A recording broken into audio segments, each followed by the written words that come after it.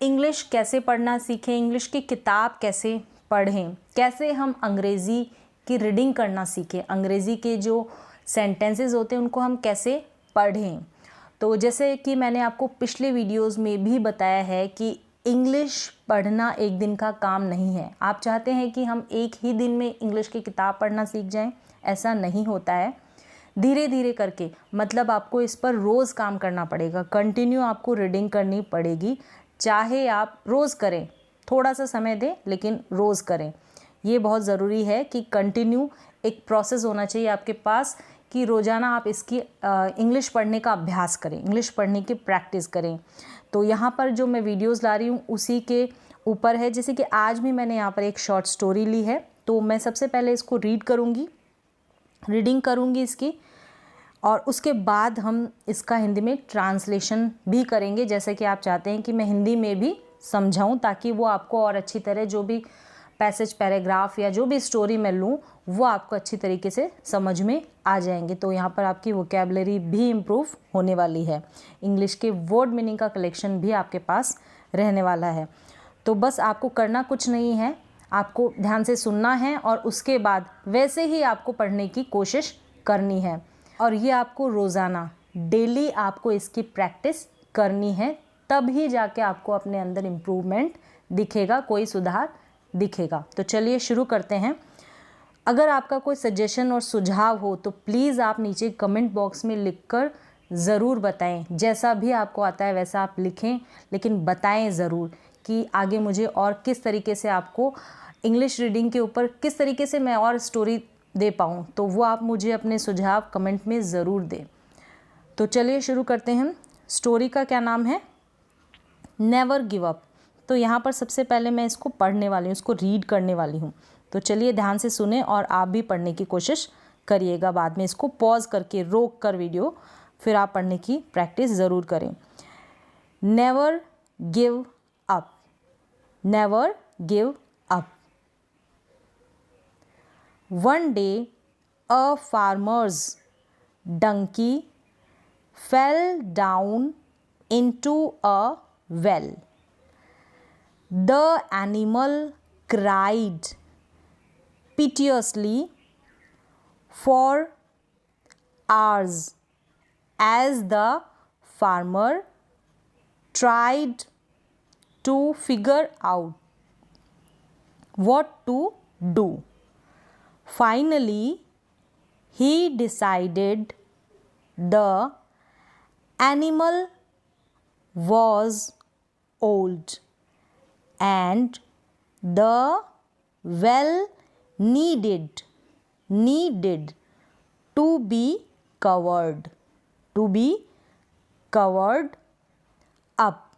Anyway, it just wasn't, was not, wasn't भी पढ़ सकते हैं, was not की short form, wasn't worth it to retrieve the donkey. He invited all his neighbors to come over and help him. They all grabbed a shovel and began to shovel dirt into the well. At first, the donkey realized what was happening and cried horribly. Then, to everyone's amazement, he quieted down.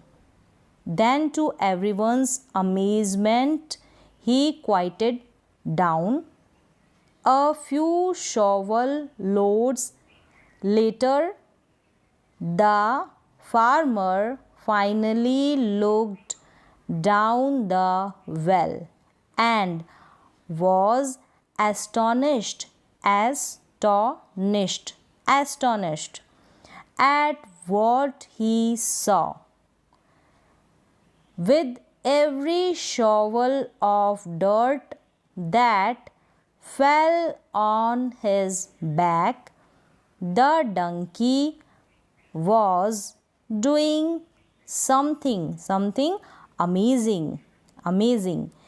He would shake it off and take a step up as the farmer's neighbors continued to shovel dirt on top of the animal. He would shake it off and take a step up. Pretty soon, everyone was amazed as the donkey stepped up over the edge of the well and trotted off. तो यहाँ पर English की reading तो complete होती है। अब इसको मैं हिंदी में भी समझा देती हूँ आपको, हिंदी में भी इसका मतलब बता देती हूँ ताकि आपको पढ़ने में और अधिक सुविधा रहे। नेवर गिव अप का मतलब होता है कि कभी हार ना माने, कभी भी हार मत मानो। One day a farmer's donkey fell down into a well. Well का मतलब होता है कुआं, WELL इसका मतलब होता है कुआं। फार्मर्स, तो यहाँ पर फार्मर्स और ऊपर जो ये एपोस्ट्रोफ यानी ऊपर वाली जो कॉमा लगी है इसका मतलब फार्मर्स मतलब बहुत सारे फार्मर्स नहीं, यानी कि किसान का। फार्मर का मतलब होता है किसान, किसान का क्या, गधा।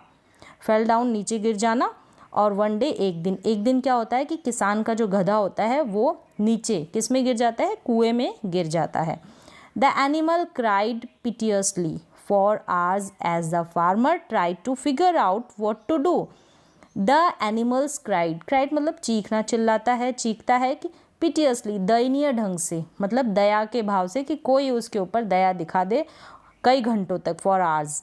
एज द फार्मर, दूसरी तरफ जो फार्मर जो होता है वो क्या ट्राइड करता है, क्या कोशिश करता है कि टू फिगर आउट का मतलब होता है समझना या हिसाब लगाना। किसका हिसाब लगाता है, क्या समझता है कि व्हाट टू डू, कि अब क्या किया जाए, व्हाट टू डू क्या किया जाए। फाइनली अंततः क्या होता है, ही डिसाइडेड उसने तय किया कि द एनिमल वॉज ओल्ड। अब जो एनिमल है मतलब कि जो गधा है वो क्या हो गया है, ओल्ड, बूढ़ा हो गया है।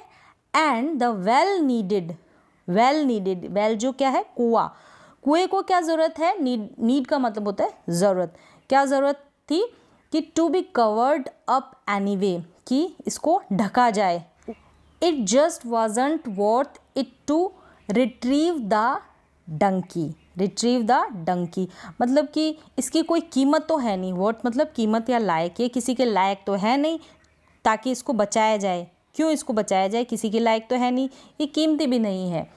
ही इन्वाइटेड ऑल हिज नेबर्स मतलब जो उसके पड़ोसी थे वो, टू कम ओवर, वहाँ उसने उनको इन्वाइट किया, चलने के लिए कहा। एंड हेल्प हिम, उसकी मदद करने के लिए, किसकी, किसान की।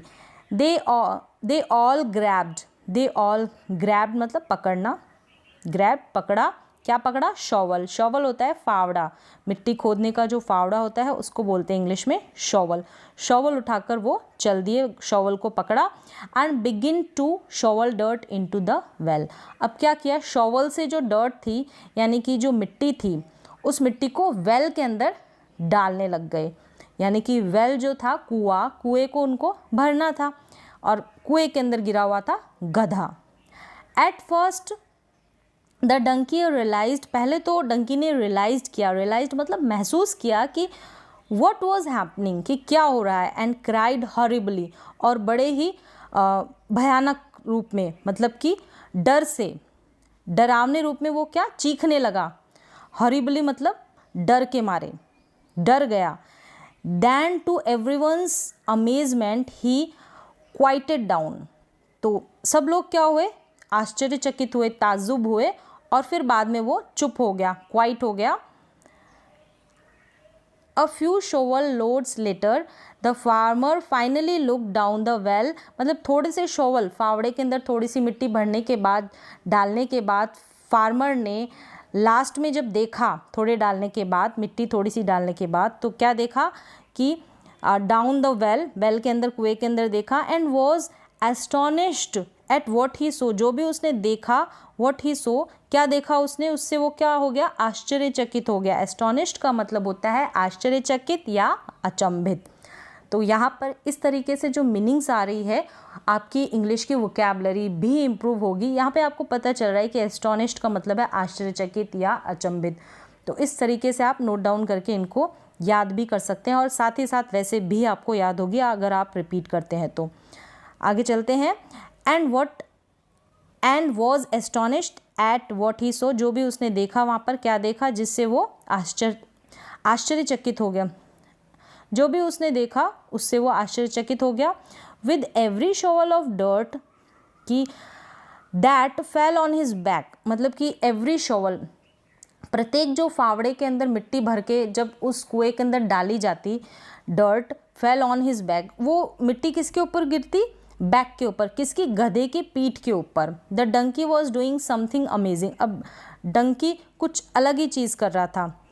क्या कर रहा था, ही वुड शेक इट ऑफ, वो उसको शेक इट ऑफ करता, मतलब हिलाता अपनी पीठ को, and take a step up, हिलाने के बाद पीठ की जो मिट्टी नीचे गिर जाती है और उसके ऊपर अपना स्टेप यानी अपना पाँव रख लेता, अपना कदम रख लेता। As the farmer's neighbours continue to shovel dirt on top of the animal, उन्होंने कंटिन्यू ऐसे ही किया, लगातार ऐसे ही किया, उसकी पीठ के ऊपर मिट्टी डाली और उसने क्या किया, he would shake it off, फिर उसने अपनी पीठ हिलाई, and take a step up, ऐसे करके वो एक एक स्टेप करके ऊपर आता गया। जैसे उसकी पीठ के ऊपर मिट्टी गिरती, वो उसको हिलाने के बाद अपने पाँव के नीचे आ जाती उसके, और वो अपना पाँव ऊपर कर लेता, मतलब उस मिट्टी के ऊपर ऐसे चढ़ता गया ऊपर। प्रिटी सून, जल्द ही क्या हुआ, प्रिटी सून मतलब जल्द ही क्या हुआ, everyone was amazed as the donkey stepped up over the edge of the well and trotted off.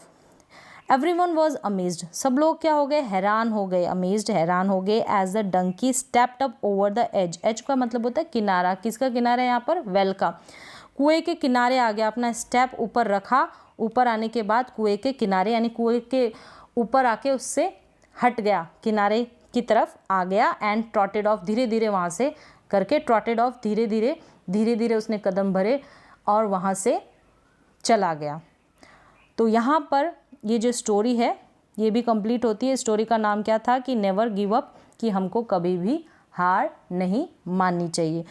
तो आज की ये स्टोरी कंप्लीट होती है। तो आज के लिए बस इतना ही।